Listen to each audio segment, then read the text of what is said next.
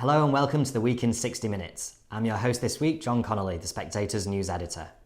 Coming up on the show, Harry and Meghan are back in the UK next week. Will drama follow in their wake? I'll speak to Freddy Gray and Valentine Low. There's just a week left of the Tory leadership contest. How is the race shaping up? James Forsyth and Isabel Hardman will discuss. Liz Truss made headlines last week for saying that the jury's still out on whether Emmanuel Macron is a friend or foe. If she becomes PM, what will British-French relations look like? I'll be joined by Simon Kuper and Anne-Elisabeth Moutet. Mikhail Gorbachev, the last leader of the Soviet Union, died this week. I'll discuss his legacy with Robert Service. Louise Perry writes in The Spectator this week that it's no longer emasculating to be a stay-at-home dad. What's changed? She'll join me to discuss. And finally, why are investment bankers always portrayed as monsters on screen? I'll speak to Martin Vander Weyer about the TV show industry and his own time in investment banking. A Spectator subscription is now better value than ever. As a new subscriber joining today, you'll pay just £1 a week for unlimited online and app access in your first year. To subscribe today, go to spectator.co.uk/TV offer. And why not subscribe to our YouTube channel as well? Click the subscribe button at the bottom of this video and tap the bell icon to make sure you never miss an episode. Meghan and Harry are back in the UK next week for a string of public engagements. But with the couple having signed a new Netflix deal, Meghan starting a new podcast, and Harry still barely on talking terms with his brother, how will they be received? The Spectator's deputy editor Freddy Gray writes this week's cover piece about the visit. And he joins me now alongside Valentine Low, the Times royal correspondent and author of the upcoming book, Courtiers, The Hidden Power Behind the Crown. Freddie, Valentine, thank you for joining us on Spectator TV. Now, Freddie, you write in this week's cover piece about Harry and Meghan's upcoming trip to the UK. To start off, can you tell us a bit about the trip, what they have planned? Well, let me tell you first about the genesis of this piece, because I think we first discussed it in our editorial conference a couple or maybe 3 weeks ago, because we knew that Harry and Meghan were planning a trip, and we expected there'd be the usual sort of fuss around it and the antagonisms that always seem to appear whenever they are around.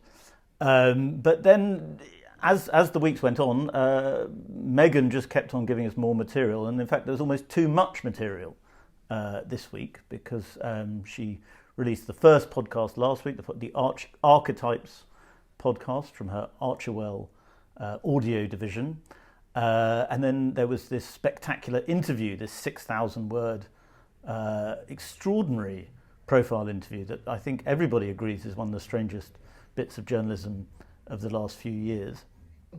And then of course another podcast, because these are now going to be weekly, part of this sort of what people are calling a 12-week war on the Windsor family, disguised as a podcast. And it's just very interesting. And it's odd to me that it seems to be Meghan at the moment that's driving the agenda at the moment. Harry seems to be taking a backseat role. He makes sort of guest appearance in the podcast, the first podcast, not the second one. And then in this interview, he sort of appears as a sort of handyman around the house, talking about fixing sprinklers and things. But it seems to be the Meghan show at the moment, but then there's also this lurking thing, which I'm sure Valentine will be able to tell us more about, of the book, the Harry book that's coming, supposed to be by Christmas, maybe delayed now. And that's supposed to contain some real bombshells that are going to make life very uncomfortable for the royal family. So they have become this sort of strange thorn in the monarchy's side. And because they're coming next week, we're going to be hearing a fair bit more about them. Great. And yeah, Valentine, tell us a little bit about that. So we've got possibly a Netflix show. We've also got Harry's book. I mean, do you get the sense of what the royal family is most worried about? I think they're bracing themselves. I don't get the sense they're sort of quaking in their boots, because in a way, we probably had the worst of it in the Oprah interview. Now, I'm sure Harry's got more things to say, but does he want to completely detonate his relationship with his own family? I don't know. There's almost a sense that Meghan is more keen to, pull him away from his father. There's that key remark in her interview in The Cut where she said that Harry said to her, I've lost my dad. I'm not sure Harry has completely lost his father. And I'm not sure he necessarily would actually say that, because although relations are pretty poor between Harry and Charles, that they can communicate. There is something going on there. So I'm not sure what there is to come, and what the delay of the book is, I don't know. We hear all sorts of things. My guess is, and I don't have any great inside knowledge, my guess is we won't see it this year. I think it's been pushed back, but Netflix will presumably be disappointed about that. I mean, I think they would like to have the kind of symbiotic publicity of Netflix, the Netflix series and the book sort of feeding off each other and both promoting each other. So they would probably like it to be out this year. We'll have to see. And whatever happens, it's going to be a fairly explosive book. It's a very interesting one because the writer, of course, has got a track record of producing some fantastically interesting books. He did a biography of Andre Agassi, ghosted Agassi's book, which was just unlike any other sports biography, really. So, yeah. And as for the palace attitude, well, more importantly, Clarence House attitude, Charles's headquarters attitude, I think they will try and not rise to the bait unless Harry says something completely awful and very specific. It's more kind of generalized slurs on his father. I think they will just do their very best to keep quiet and not fan the flames of this very painful family dispute. And Freddie, you mentioned in your piece that the book might be delayed because of a potential clash with Michelle Obama. Do you get the sense that the Obamas are sort of the couple Harry and Meghan want to emulate? Well, Harry and Meghan are sort of coming across as the sort of off-brand Obamas, or the royal brand, if you prefer to look at it that way, Obamas.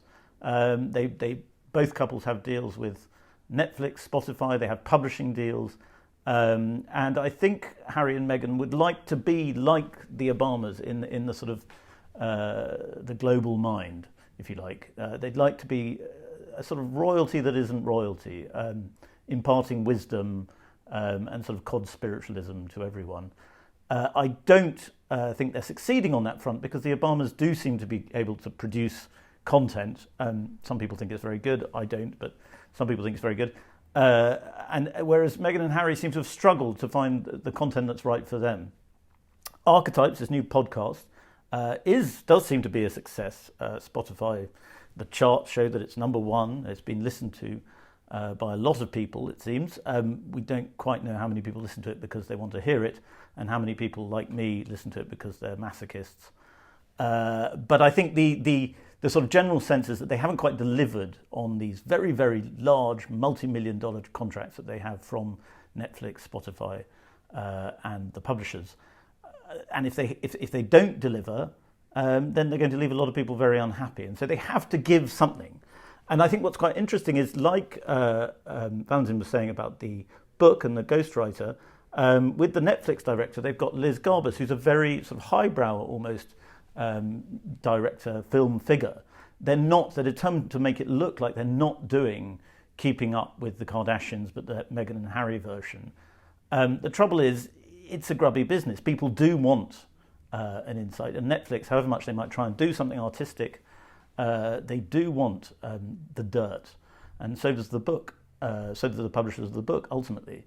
So how are they going to walk this very fine line between sort of reinventing themselves as an interesting Obama-like couple, and also giving the public the things that they probably want, which is dirt, ultimately?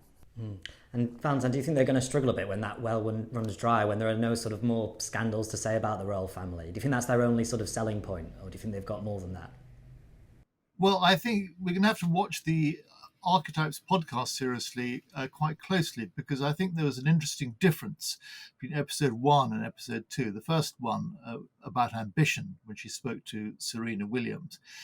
Basically, that was a vehicle for talking about herself, and everything she said about women and ambition was basically talking about Meghan and ambition. The one when she spoke to Mariah Carey about divas, there was a kind of bit of Meghan in there, and there was an exchange where Mariah Carey called Meghan a diva, and Meghan pretended in this rather ridiculous way to take it seriously and be offended, but we weren't fooled for a second. But there was much more content to that podcast. It was less about her; it was more about the subject matter. So I'm wondering, as the podcast series goes on, whether it'll move away from Meghan onto the people and the subjects that she's meant to be talking about. But yeah, they do have to come up with something else.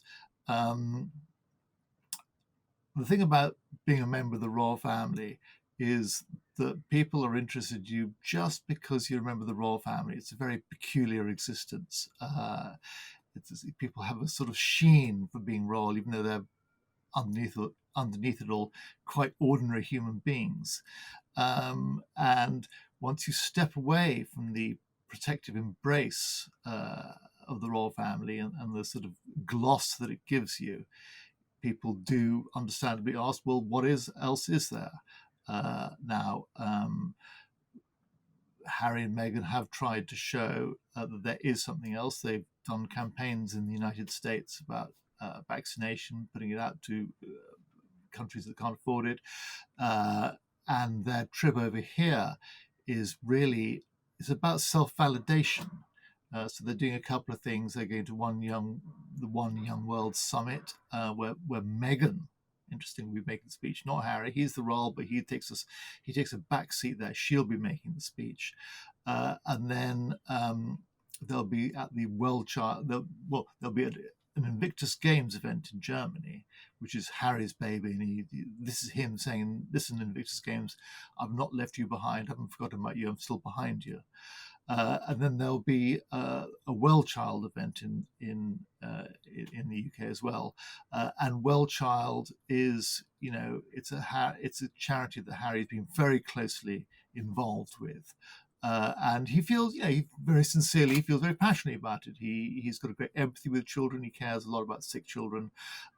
So it does mean a lot to Harry. But this is, I kind of see it as their attempt to remind the world of their relevance.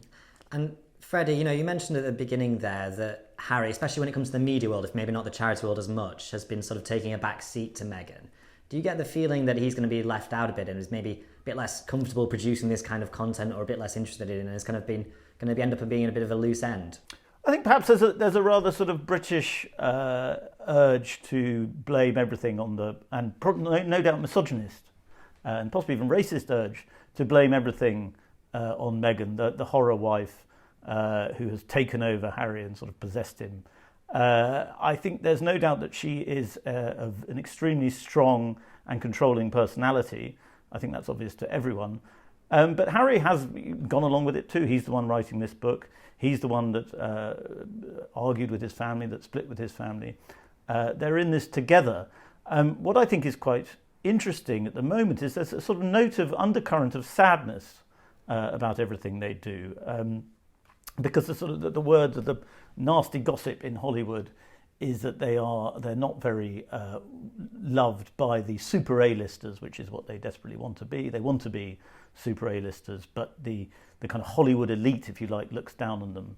And in fact, they found out that Hollywood can be just as, if not much more nasty place than the British establishment. And so you get the impression they're sort of flitting between these two worlds, the British monarchy and Hollywood, and they haven't really found a place in either. Perhaps because they muddled what monarchy is with what celebrity is. But it's rather a sad story, I think, and I think it's about to get a bit sadder. And turning to sort of a bit of nastiness, Valentine, I mean, some of the Duchess's harshest words in her most recent interview were towards the British press. I think she said she wouldn't be able to do the school run because she'd be hounded every day, that they perhaps used the N-word against her. I mean, what did you make of those comments? And do you think it's going to make their upcoming trip a bit more difficult? To answer your question in reverse order, I don't think it'll make the trip any more difficult because their relations with the British media are already at rock bottom. They basically think they can survive without us. Well, perhaps they can. So I don't think that matters in the slightest. And what did I make of it? Well, funny things go on inside Meghan's head. She comes out with stuff which I don't think she's lying. I think she actually believes it. But it's total nonsense. So the stuff about if she was doing the school run in Britain, there'd be a pen of photographers all taking snaps of poor little Archie. I mean, we all know it's total nonsense. Kate takes her kids to school without there being any photographers there because there are rules about this stuff. And Meghan should know that. Does she know that? Or has she forgotten that? Or does she just put everything through the prism of her beliefs and it just all gets distorted in her head? It's extraordinary. And the idea that someone or people in the media, whether it's the Royal Rota or other people or other publications, I don't know, use the N-word about her children. I mean, it's shocking and extraordinary, and to the best of my knowledge, it's completely untrue. But I think Meghan somehow believes this. I don't know where her belief comes from. Maybe it came from that sort of notorious Mail Online piece very early, very soon after Meghan's name was first revealed in public, and it did a piece about her mother and said that Meghan was almost straight out of Compton, reference, of course, to an NWA record. And somehow that became people using the N-word about it. I don't know, but I think the point is she believes it all, and she's utterly sincere. And perhaps that's quite worrying. Brilliant. Thank you, Valentine, and thank you, Freddy. In a few days' time, we'll find out the winner of the Tory leadership contest and the next Prime Minister. To discuss the week in politics, I'm joined now by the Spectator's political editor, James Forsyth, and assistant editor, Isabel Hardman. James, Isabel, thank you for joining us on Spectator TV.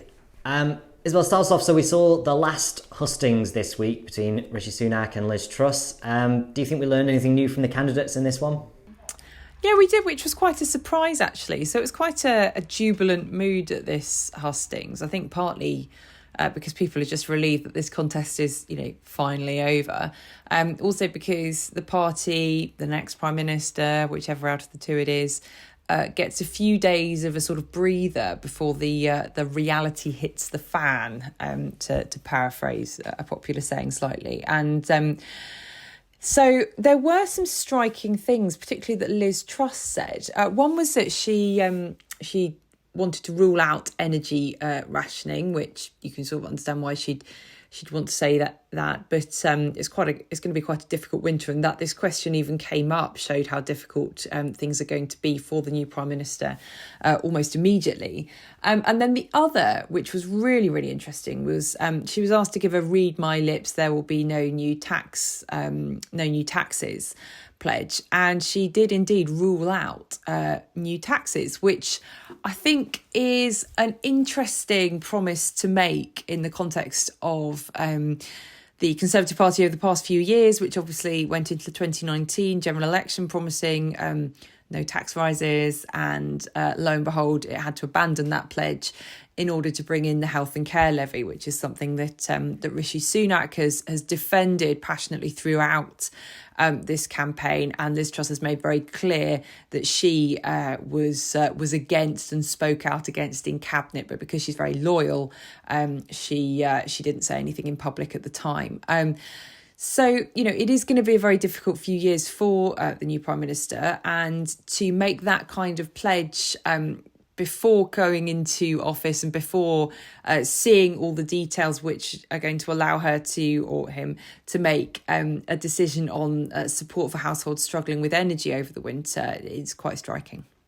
And James, Team Rishi is saying that the race is possibly still closer than we think. Do you think there's anything to that? I think the reception he got last night, obviously the people who get a hustings, you can't say for certain that they are representative of the broader membership. But I thought the reception he got last night was very positive. I think the polls are the polls, and so we'll all have to wait and see on Monday. But I mean, the polls, it would have to be the most spectacular polling miss of recent times. And like Isabel, I was very struck when Liz Truss was so categorical that there would not be energy rationing this winter. this is something that is being talked about in other countries. And I think the kind of question in a way is, it's a reminder that we don't really know how bad this winter could be. There's a whole spectrum of where it could land from, to uncomfortably high bills, but with a government package to try and help households with that, all the way through to a situation where there are blackouts because there simply isn't enough energy to meet demand. And I think this is a reminder of just the sheer level of uncertainty and the sheer level of challenge that whoever wins will face. As well, whoever takes the reins, as James says, it's a pretty horrific situation coming up in terms of energy. Has Liz Truss in particular given any sort of more clues about how she'll sort of tackle the energy crisis if she comes into power? No, she hasn't. And she's been, very clear that she wants to be unclear until she gets into Downing Street and has the full details. So on this, both Truss and her campaign team, who have sometimes sort of given slightly different messages, often a clarification from the campaign team after an event, they've been very clear that they're not ruling anything in or out on support for people struggling with the cost of living. And again, quite a sort of striking line from Truss, where she said that she doesn't want to preempt what the next Chancellor will do, and that this is the preserve of the next Chancellor, almost as though, the workings of the person she is going to appoint as the next Chancellor will be a complete mystery to her, and she hasn't even thought of who that could possibly be, or indeed how they might work together. Whoever is her next Chancellor will be answerable to her. And she's talked a lot about wanting to, disempower the Treasury and go against the Treasury orthodoxy. So it's not as though she wants to appoint an overmighty Chancellor anyway. But she's basically said that she wants to wait until she gets into Downing Street to see all the details, to see what the machinery of government can come up with before announcing that support in a fiscal event. Not an emergency budget, but a fiscal event. And James, you write in your piece this week in the magazine about the fact that governments lose elections, not oppositions winning them. With that in mind, would you be worried taking over the Tory party at this sort of stage? I think you look at the polls, you look at the fact that Labour are now leading on the economy. You obviously have to be worried if you are the Tories.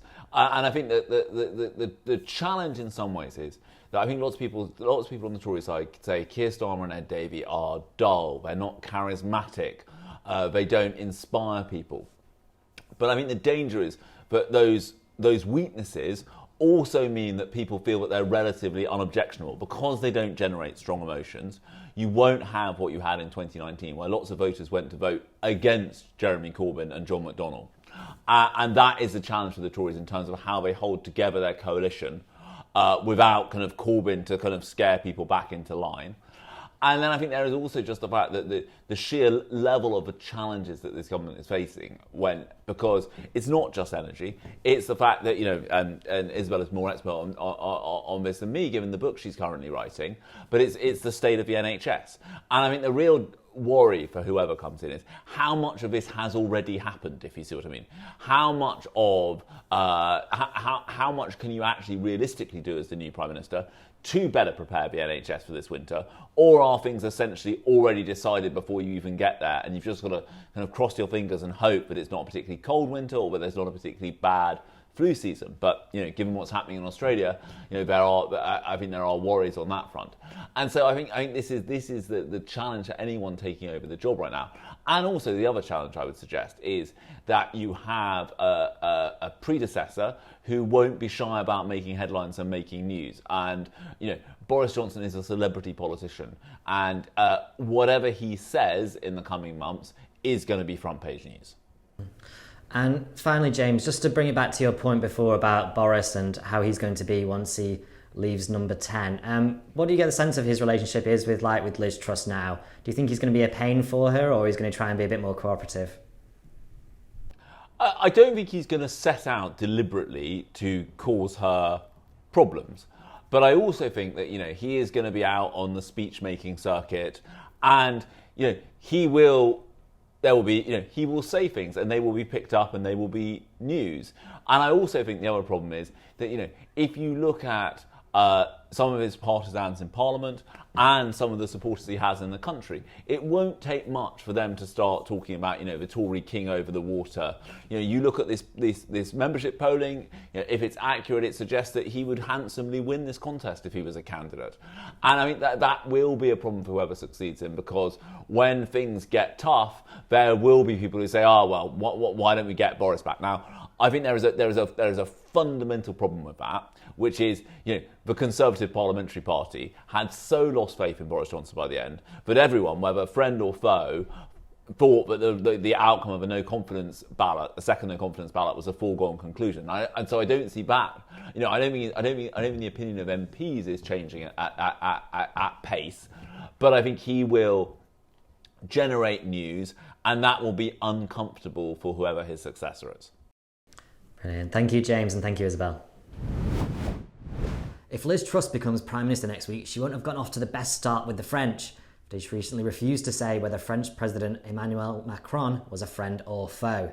But will Macron care? And is the relationship between France and Britain actually better than most people think?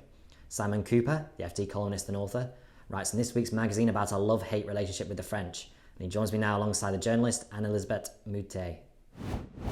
Simon, Anne-Elisabeth, thank you for joining us on Spectator TV.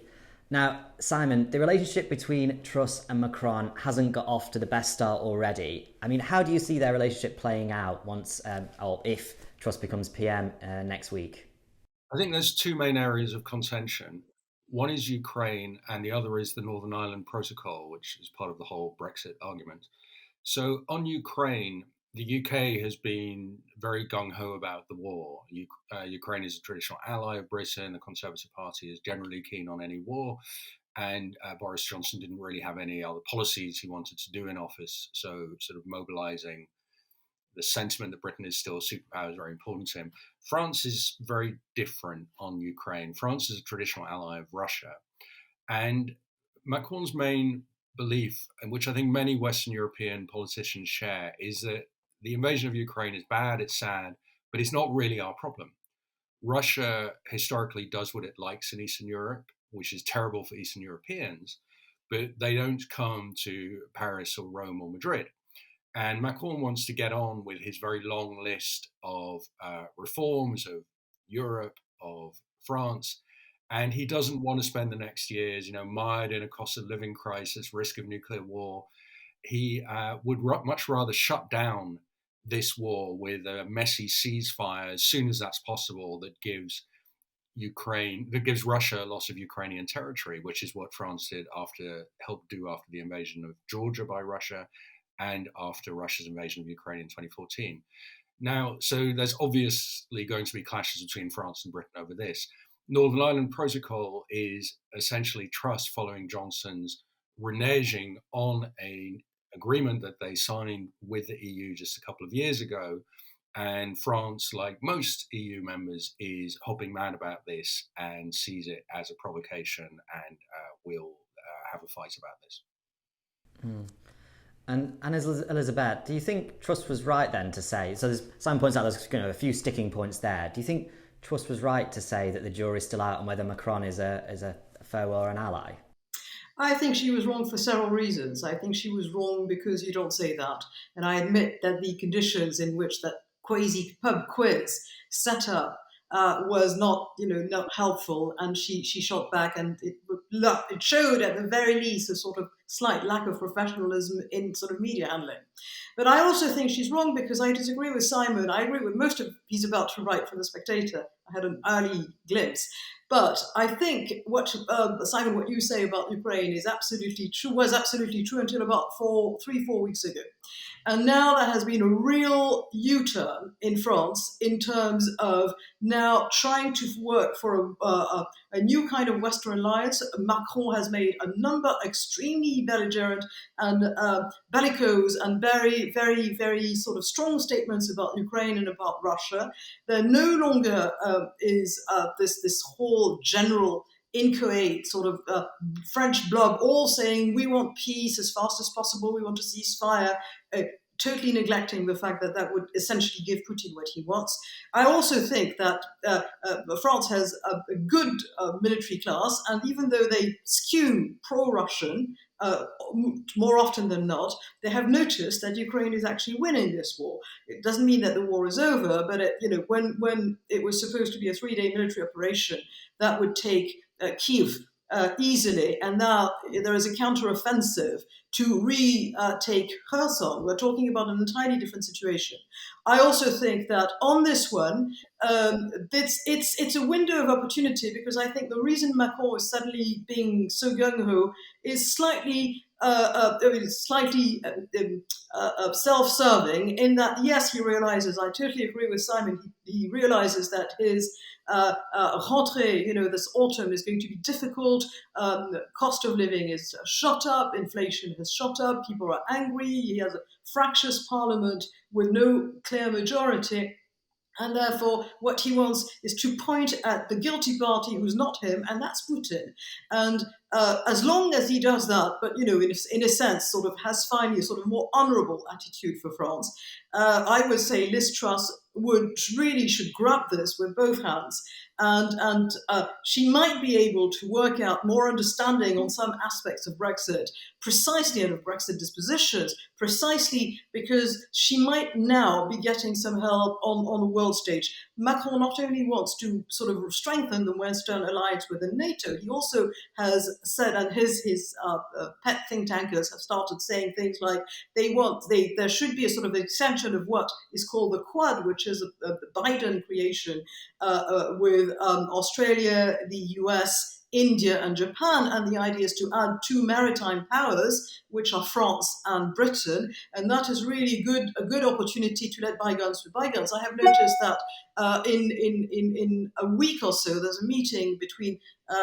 serious military leaders between France and the UK, and I suspect that this has got to do with the fact that Australia has just realized that getting submarines delivered in 2040 is not soon enough, and we might see a slight sort of amendment to the sort of the fiasco of French submarines not being bought by the Australian government. All of this is very good news, because we need a united West. And therefore, I'm more optimistic on what France could be bringing this time than up till now. In the last 6 months. That's a really interesting point. I mean, Simon, you mentioned in your piece that a lot of French hostility towards Brexit is a little bit about their sort of fear of Frexit. Now that Le Pen has been seen off again by Macron, do you think there's an opportunity for a softening of the line there, or do you think that's still not going to happen? I mean, Frexit is off the table. Even Le Pen stopped proposing it. There is no exit movement in any EU country that I can see. Brexit kind of put that to bed, because Brexit is not perceived as a success in European countries. But I think that the Europeans are generally going to remain firm. They treasure the single market, and they don't want Britain to have access to it if Britain is not going to observe the full freedoms. That's just it. So there is very little wiggle room. It's not like this is an ongoing negotiation. The other thing is, in any field of business, if you become known as a dishonest person who goes back on his word, people are not going to do business with you. That is true whether you deal in wine or secondhand books or in footballers. If you acquire a reputation for reneging on your promises, people remember that. It's a small circle. And Boris Johnson acquired that reputation, having agreed to the divorce treaty with the Northern Ireland Protocol. Just 2 years later, he says, and now Liz Truss says, we actually regret it. We didn't mean it. We're going to unilaterally change parts of it. And whatever the merits of the argument, that tars you as a dishonest broker. And it's not just in France. This is a widely held perception in many European capitals and in Brussels. And I think that Truss, by pushing ahead with the Northern Ireland Protocol in Parliament, which will take up a huge amount of parliamentary time, not so arguments with the Lords, is going to keep that front and centre. And so she is not doing anything, and I don't think she wants to do anything, to regain trust in Paris, Brussels or elsewhere. And Anne-Elisabeth, as Simon says there, Liz Truss is going to revisit the Northern Ireland Protocol. Do you think that will define the relationship as well a bit? Yes. And honestly, it was not something that the French were thinking about until it was explained to them. And the first thing was the French are, the British sort of muddle through and they get somewhere. They're very pragmatic. The French like a theory first and then applying the theory. And they could see from the start that the whole idea about the border was, there was no theory whatsoever and it was not going to work. And there were sort of, interesting words from Boris Johnson saying we can do this with modern technology, and it came to naught. And the result is that, in effect, what was pushed through, including up to inside Michel Barnier's office in Brussels, where the British delegation were fighting among themselves, and Barnier said that he'd never seen anything like this in his life.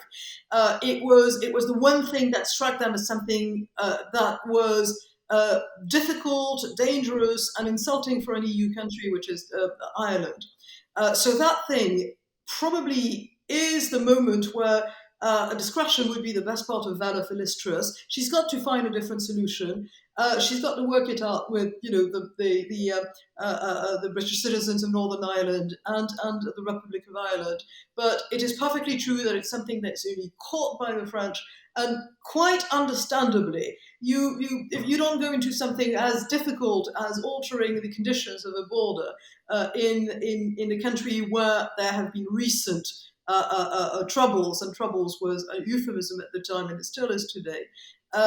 It would be a deal breaker. All the things about normal things about access to the market, frictionless sort of visas, stuff like passport, whatever, that can be worked out. Northern Ireland is going to be a deal breaker, and honestly, it's not the way Britain wants to sort of close its relationship with Europe, because it's not going to look good, and it is very true that there's going to be support from other countries for exactly the same reasons within the EU. Thank you. And Simon, as a final thought here, you kind of asked this question in your piece. It's a very interesting one. How much do you think the British-French relationship is defined by leaders and personalities, or do you think having the weight of these two great democracies next to each other means that they're going to have a better relationship in future, regardless of who's in charge? And Britain and France have all sorts of successful daily relationships. You've never in history had two great capitals so intimately connected, certainly before the pandemic, and we're starting that again, as Paris and London now. The exchange between these two cities, between these two countries, people living and working in each other's countries, is almost unparalleled in the world. You have a huge amount of trade. None of that is going to go away. I mean, this is in the Bronze Age, people were taking boats from what is now northern France to southern England and back in a day. Of course they did. They had more contact if you lived on the French coast in the north with people in what is now England than they did with people in the French interior, who were much harder to reach. So, prime ministers come and go in Britain at a rapid clip nowadays. And of course, there's all sorts of daily arguments. It doesn't make much difference. And as I say, it's remarkable that two ambitious military powers separated by 20 miles of water have not fought for 200 years. It's a very good relationship. Brilliant. Thank you, Simon, and thank you, Anne-Elisabeth. On Tuesday, the last leader of the Soviet Union, Mikhail Gorbachev, died. To discuss his influence, character and career, I'm joined by the esteemed historian of the Soviet Union, Robert Service. Robert, thank you for joining us on Spectator TV. Mikhail Gorbachev died this week, aged 91, arguably one of the most important figures in Soviet Union's history. How would you sort of evaluate his life and legacy? Well, he destroyed the Soviet Union, so that's a great thing. That's a fantastic achievement. He didn't mean to do it, but he did eventually come round to thinking that really basic reforms of communism were necessary that would make communism not really like communism anymore. He became a sort of social democrat, and that's an amazing self-transformation. And along with it, he brought the country. So he took Russia towards democracy, almost not intending to do it at various stages, but he pushed himself forward. He obviously thought himself to be a man of destiny. And if anyone was in the 20th century, I think he was. He was a great man. And what are your kind of memories of that time as sort of the years towards the sort of collapse of the Soviet Union and Gorbachev's time as leader? Well, sadly, great man though he was instrumental in destroying the economy, an economy that was already in very steep decline. But I do remember at the end of 1990, going into a dairy supermarket. We don't have them in the UK or anywhere else in the world. And there were a dozen or 24 very well-dressed, white uniformed dairy assistants. And in the whole of this huge building, this huge dairy supermarket, there wasn't a single half litre of milk. There was no yogurt. There was nothing to sell apart from some old packets of tea. Now that really brought it home to me a year before the Soviet Union fell, that this economy was going down, had gone down the drain, and it had taken the milk with it. Because I wonder, so Gorbachev doesn't have a particularly good reputation inside Russia. He's blamed a lot for the economic catastrophe that followed the Soviet Union's collapse. Do you think he's been a bit unfairly maligned? Do you think it was always going to happen that way, or do you think he bears more responsibility than that? I think he had the nous, the wisdom to see that something really drastic needed to be done. And he did a lot of the drastic necessary things.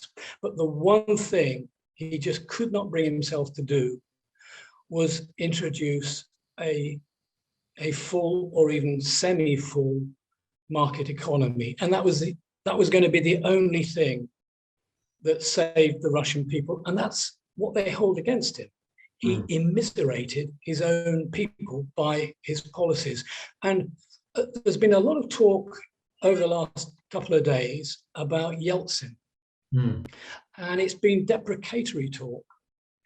And huge corruption took place under Yeltsin. There's no doubt about it. But he did have the guts to introduce some kind of market economy. And Gorbachev just couldn't bring himself to do that. And looking a bit at the sort of the satellite states that broke away from the Soviet Union, how big a decision do you think it was that Gorbachev kind of didn't send in the army to places like Hungary and Czechoslovakia? It obviously had been done before. How surprising or big a move do you think that was? It was a bold political decision. It did get him a lot of criticism in the armed forces in particular, and in the new Congress of People's Deputies. That's certainly true. But we have to bear in mind that Russia was bankrupt. It couldn't support financially a military intervention. Gorbachev had a moral inhibition about intervening in any case, and a political inhibition, but I don't think he could have done it in any case. Russia was on its knees in 1989, 1990. But he did send the army into the Baltics. So can you maybe talk us through about sort of why he made that decision, and after choosing not to intervene elsewhere? Because I think you sort of look at it and you think, well, why didn't he send the army into one but not the other, kind of thing? That's a really interesting point, John. His closest aide, Anatoly Chernyayev, used to say that he had a thing about the Baltic states, that he just couldn't see them as being foreign countries. He had a sort of fixed picture of what the Soviet Union was, and he couldn't see it as being an empire which was trapping countries against their will inside it. And this was another of his inhibitions. This was another of his failings. For all of his greatness, this was a man with huge intellectual flaws. Do you sort of see him as quite a tragic figure of history almost, in the sense that his reforms opened up the Soviet Union but then also brought the end to it? Yes, he obviously thought of himself as having failed in that respect. But I think I've read all of the, he kept on writing memoirs, some of which added a little each time to the record. I think he didn't feel that he was tragic in as much as he thought that he had given Russia in particular the chance of having freedom if it really wanted to take it and keep it. I don't think he can be blamed for Putin. Yeltsin it was who gave the throne of power to Putin and implicitly regretted it very quickly afterwards. You know, one thing about Gorbachev I really think people ought to know, and that was his down-to-earthness. I remember going to a conference where there was a coffee break and a big queue, and he was ushered to the front of the queue, and he refused to stand at the front. He took his position at the back and waited his turn and was jabbering away to the person in front of him and the person behind him, just like an ordinary chap. And that really impressed me. That wasn't put on. He had a decent, down-to-earth side to him. He wasn't down-to-earth enough to understand what damage he was doing to ordinary people's cost of living conditions. Am I right, Robert, in saying that you met him as well in the 1990s? Yes, I did. What was your impression of him? I had a chat with him, and it was going very well, I thought, very smoothly, until he, in those days, I was writing a biography of Lenin, whom he adored. And you probably weren't quite as sympathetic. Well, we didn't get that far. He said, "What are you doing?" And I said, "Well, I'm writing a biography of Lenin, actually." And he immediately closed the conversation down and found someone else to talk to. It was too embarrassing for him. He knew this was a touchy subject in the West. I think it was another flaw in his thinking. He could never get away from the fact that if only he did things the way that Lenin had done in the last years of Lenin's life, then everything would be hunky-dory in the Soviet Union. This was sheer madness. Absolute madness. Yeah, he's a fascinating character. I mean, you mentioned his humility. I mean, am I right in saying he came from quite a humble background himself? Was his sort of rise up the ranks in the Soviet Party kind of preordained, or does it sort of involve quite an impressiveness on his part? No, he was a very talented, very, very bright man. And as a young boy, came from a collective farm in the south of Russia. His family had suffered in the Stalin repressions. He suffered during the German occupation, during the Second World War, but his teachers spotted something really outstanding. And he went to the law faculty at Moscow State University.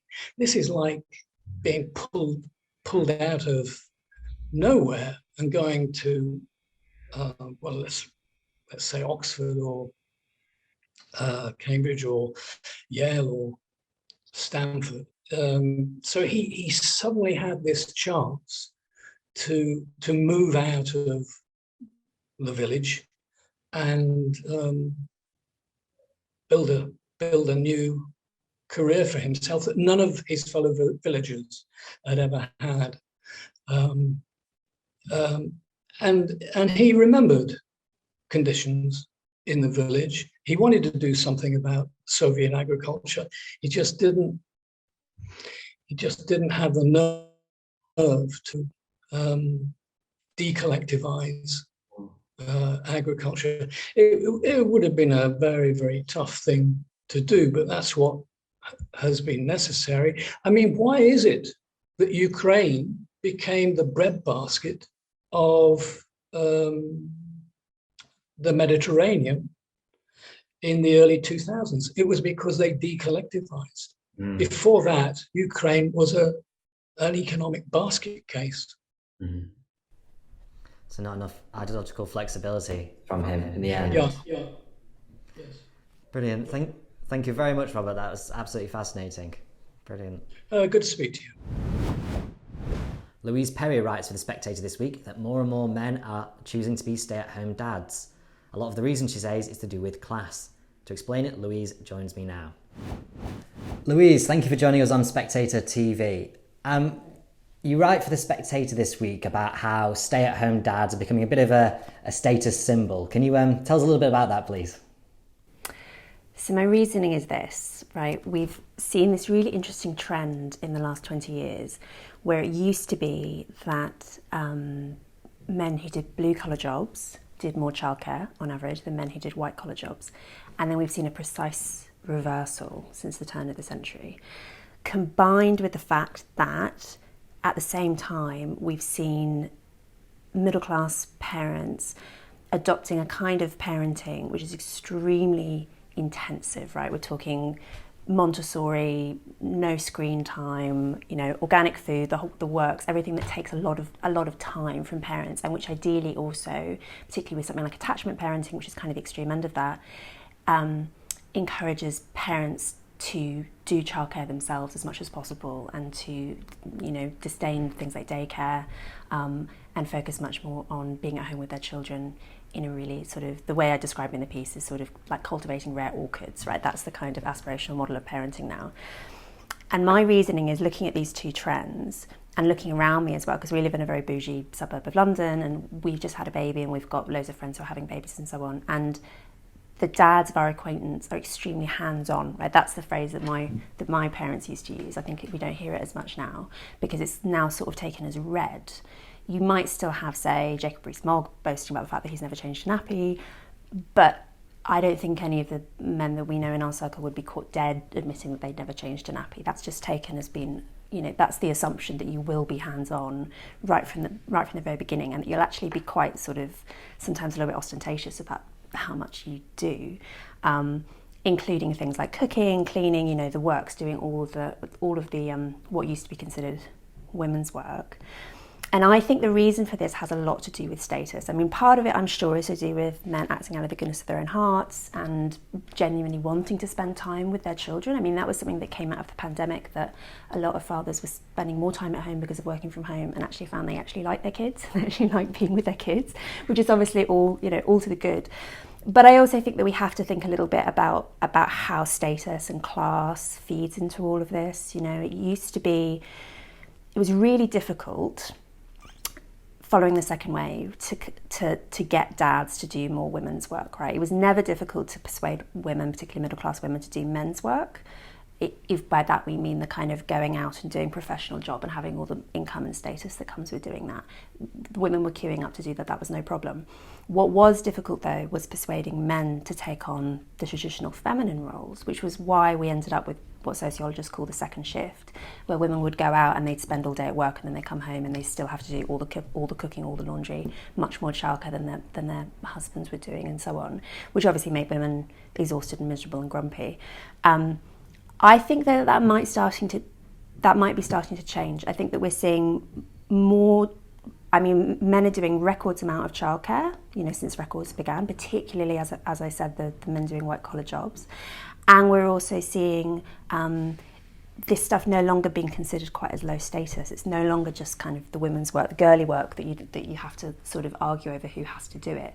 It's becoming, I think, much more of a sign of being a really good parent, to be really on board with doing all of this stuff.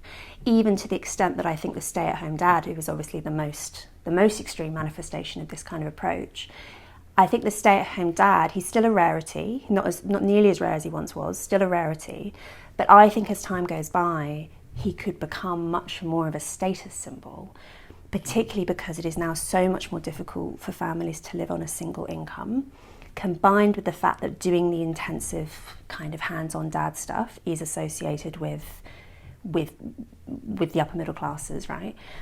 I think just on a purely economic level, there's no better way of telling everyone that you're minted than having a dad stay at home, right? Far better than skiing holidays and Waitrose and so on. So I think just purely based on the status game, the stay-at-home dad is definitely here to stay. That's very interesting. And so you mentioned there, so childcare used to be seen as a bit emasculating, a bit more of women's work. Do you think that's completely gone? And if it's maybe not gone in sort of the middle and upper classes, do you think it's maybe still there in lower classes, for example, working class? It is still definitely the case that women do a lot more of that work, and I think it's definitely the case that it is considered in general to be lower status, even if that's starting to shift. I mean, you see this all the time in how women speak about their work, particularly women in professional jobs, where it's kind of taken as read that you'll want to sort of cultivate the professional side of your life and disdain the domestic side of your life, because that's just the lower status thing, it's kind of a no-brainer.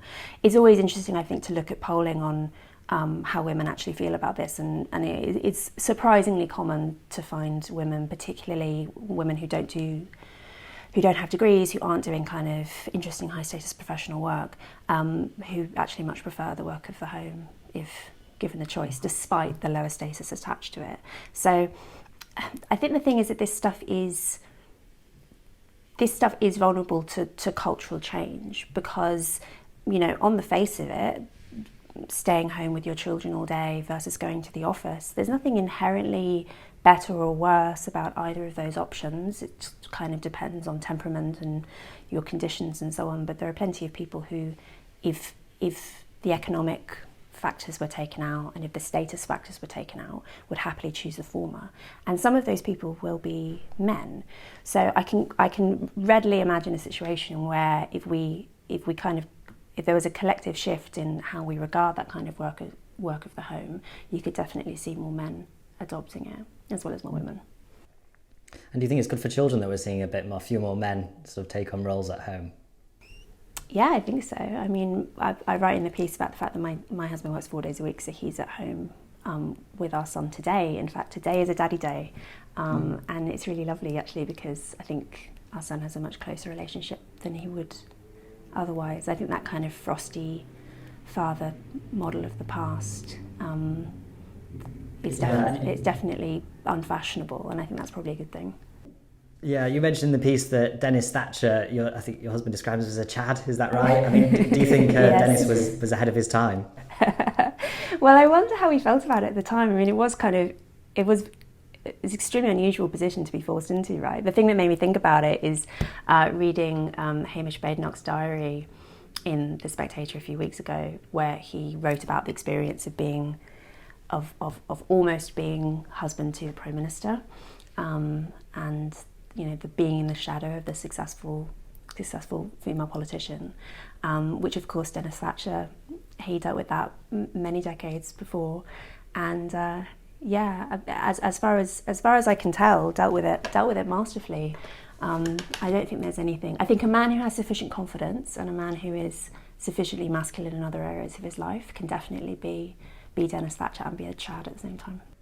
Well, on that, you mentioned in your piece about the fact that there was an advert that was pulled, I think it was by Huggies, that would mocked dads for being a bit incompetent, and how that would be sort of unthinkable today. Do you think dads are being a bit too sensitive about this and deserve a bit of a ribbing at least still? Oh, well, I mean, I think everyone should be made fun of for absolutely everything, right? It is really interesting, though, that the incompetent dad thing was a really durable comedic trope. Not just in advertising, but the whole point of advertising jokes is they're sort of lowest common denominator jokes, right? That they're designed to be as appealing as possible to as many people as possible. So they're quite an interesting route, therefore, into understanding culture. And yeah, the incompetent dad thing came up a lot. I suppose because you can't really make fun of making fun of women for being incompetent mothers isn't as funny. I think it's more tragic. And you also can't make fun of women for being incompetent in the workplace, because that's definitely too much of a sore spot. Like, you definitely get angry letters for doing that. So I suppose the incompetent dad was the only safe option. And now increasingly it isn't. Huggies had to pull their ads about all these dads. The premise of the ad was that the dads had to be confined to a house just with other dads and their babies for 5 days, and presumably keep the children alive was like the goal of the challenge. And apparently no one found it very funny. So brilliant. Thank you very much, Louise. And finally, a new series of the HBO show Industry is coming out in the UK soon. Martin Vander Weyer, the Spectator's business editor, speaks to the show's creators in this week's magazine and asks whether it's fair that investment bankers are always portrayed as monsters on screen. To discuss, Martin joins me now. Martin, thank you for joining us on Spectator TV. It's a pleasure, thank you. You write in the magazine this week, well, you interview the creators of the HBO show Industry. To start us off, so how does sort of their portrayal of investment banking sort of compare with yours? With my experience of it, well, I left investment banking actually 30 years ago, but I did catch the sort of first wave of the development of big trading floors and a sort of more macho ambience and screens everywhere and people shouting and a new culture of sort of selfishness and aggression, you might say, that came with the big money that arrived in the investment banking scene in the second half of the 1980s. It began with a sort of influx of American firms into London. So naturally enough, I have a particular fascination with how that world is portrayed in fiction, on screen, in novels and so on. And I thoroughly enjoyed Industry, but one of the things I thought about it, and friends of mine who are still in that world tend to agree with me, is that it's pretty authentic. I mean, it looks like a real trading floor, even though it's actually built in an old television factory in Cardiff, of all places. But it looks right, the people look right, they talk the language correctly. If you care to sort of, listen carefully to what they're saying about financial markets, it all kind of makes sense. So I think it's particularly good portrayal. There have been some absolutely bizarre and wild ones, like The Wolf of Wall Street, or American Psycho. The anti-hero in that is an investment banker of some sort, isn't he? But this one I thought felt very real. Yeah, I mean, so you mentioned in the piece that the show has lots of sort of manipulation, backstabbing. There's no very likable characters. Do you think that's kind of accurate as well, and kind of sums up the culture? Well, no, and the two writers, Conrad Kay and Mickey Down, one of the first things they admitted was actually they were both investment bankers. One, Mickey was at Rothschild doing mergers and acquisitions, and Conrad was at Morgan Stanley as an equity salesman.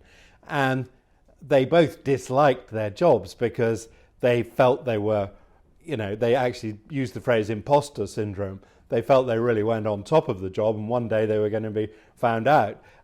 So they were kind of uncomfortable. But they admitted they did like their colleagues, or some of them. And there was some camaraderie, and they did go to the pub on a Friday and so on. And I could say the same thing. I still, 30 years later, am in touch with quite a number of people I worked with in that world who I was fond of them and I'm fond of now. But there was also a sort of horridness about it, that because it was so competitive and there was so much money at stake, you could then, just beginning now, just as a matter of normal form, you could earn a life-changing bonus in a single year, but you had to compete like a savage to do that. So people's behaviour changed. They became less trusting of colleagues, altogether less collegiate, and certainly much less loyal to the employer. The employer was there to be sort of gamed for 3 to 5 years maximum, take as much as you could out in bonuses and move to the next employer was the general form. So it's a kind of, there are some very unattractive aspects to the arena, but of course there are, as everywhere, nice people as well as horrid people. And do you think the culture changed around sort of 2008 and the financial crash, or do you think that was more from the public side's an attitude to bankers? I think that's more on the public side, in the sense that I think the the core of the financial world bounced back pretty rapidly. I mean, we can all remember that famous bit of news video of people leaving the Lehman building with their cardboard boxes.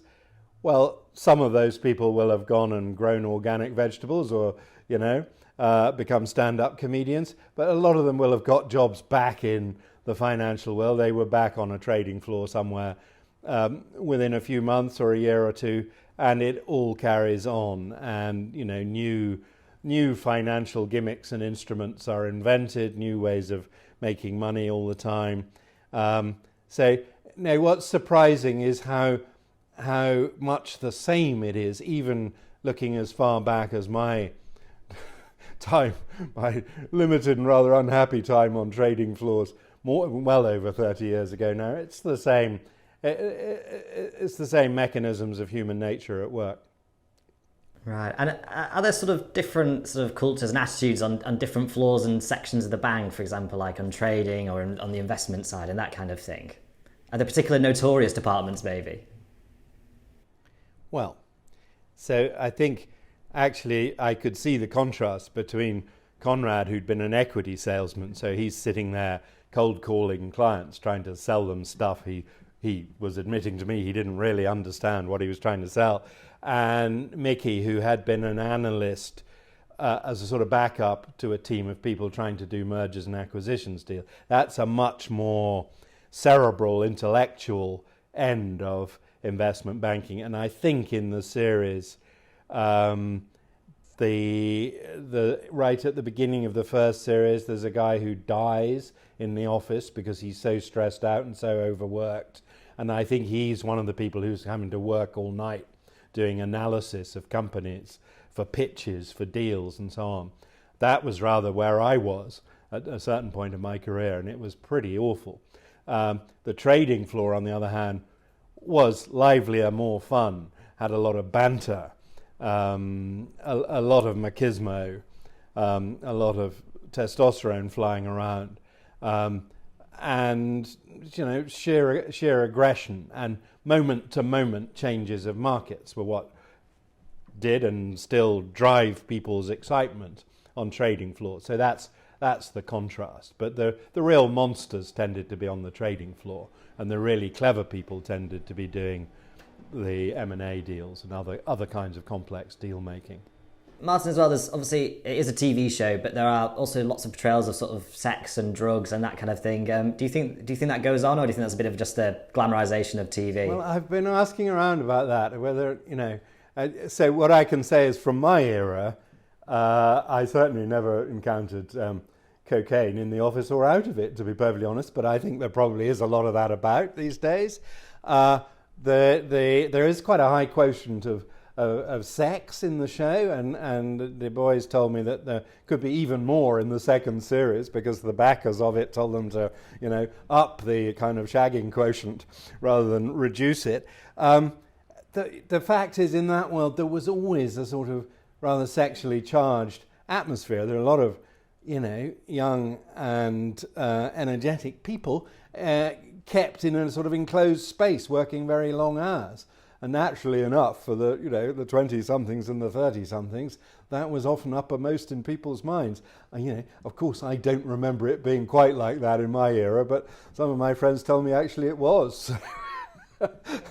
Anyway, it adds to the entertainment of the series. There's no doubt about it. But one of my chums who's still in that world said to me, maybe one thing about the series that isn't quite right is they seem to party almost every night, whereas in reality those kids nowadays, they work such long hours that they probably party very hard on a Friday and a weekend, but on weekday nights they're too exhausted for all that stuff. So it kind of, it's a slightly exaggerated version of reality, but it is very entertaining, and I think I say hats off to them for the authenticity.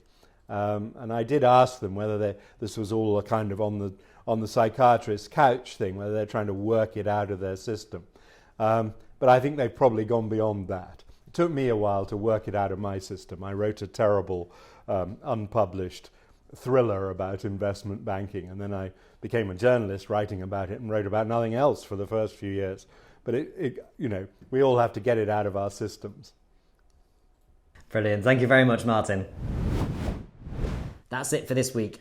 Remember, if you enjoy what we do here at The Spectator, you can subscribe to the magazine and to our online content. Join today and you'll pay just £1 a week for unlimited online and app access in your first year. To subscribe, go to spectator.co.uk/TV offer.